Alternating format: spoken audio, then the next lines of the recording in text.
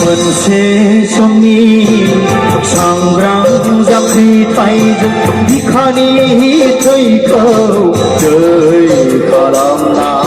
सोमावसारनायजों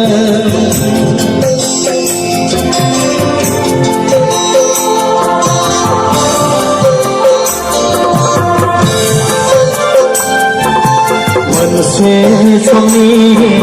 सांग्रां जाख्रिथायजों बिखानि थैखौ दै खालामना सोमावसारनायजों 1993 मायथाइनि 20 फेब्रुवारि खालि 1993 मायथाइनि 20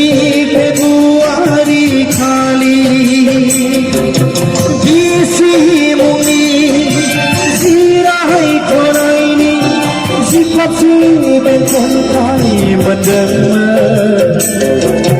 बिसि मुंनि जिरायथ'नायनि जिखाबसे बेंखनथाय मोनदोंमोन